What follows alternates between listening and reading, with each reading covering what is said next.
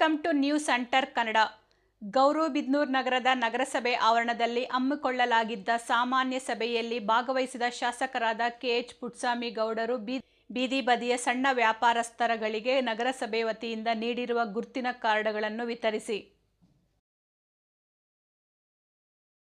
ಈ ಗುರುತಿನ ಕಾರ್ಡ್ ಸರ್ಕಾರ ಯೋಜನೆಗಳನ್ನು ಪಡೆಯಲು ಎಲ್ಲರಿಗೂ ತುಂಬಾ ಅನುಕೂಲವಾಗುತ್ತದೆ ಎಂದರು.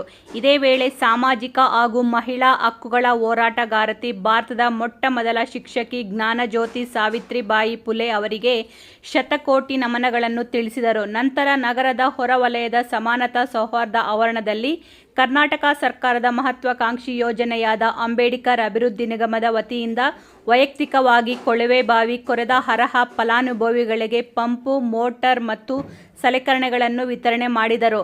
ಈ ಸ್ಥಳದಲ್ಲಿ ನಗರಸಭಾಧ್ಯಕ್ಷರು, ನಗರಸಭಾ ಸದಸ್ಯರು, ಕೆಎಸ್ಪಿ ಬಣದ ಎಲ್ಲ ಮುಖಂಡರು ಉಪಸ್ಥಿತರಿದ್ದರು. ವರದಿಗಾರರು ಕೃಷ್ಣಮೂರ್ತಿ ಕಿಟ್ಟಿ.